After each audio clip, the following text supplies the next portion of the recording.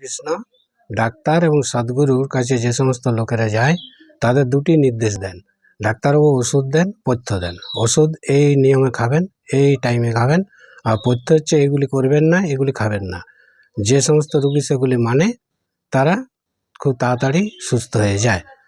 সদ্গুরু দুটি নির্দেশ দেয়, একটি হচ্ছে ঔষধ, কলিকালে মহৌষধ হচ্ছে হরিনাম, আর পথ্য হচ্ছে 11টি অপরাধ থেকে মুক্ত হয়ে এই নাম যদি করেন আপনি ভবরোগ থেকে মুক্ত হয়ে যাবেন।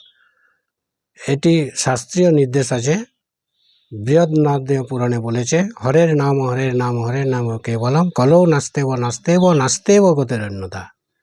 একই কথা কলি সন্তরণ উপনিষদে বলেছেন, কলি কলমশ নাশম হরে কৃষ্ণ কৃষ্ণ কৃষ্ণ হরে হরে হরে রাম রাম রাম হরে হরে। আপনাদের যদি এগুলি ভালো লেগে থাকে আপনারা Mahaprabhu teaching centre Bankura subscribe করবেন। আমাদের পরে আবার শাস্ত্রীয় ব্যাখ্যা অনুযায়ী আমরা এই সকল ভিডিও করার চেষ্টা করব। হরে কৃষ্ণ।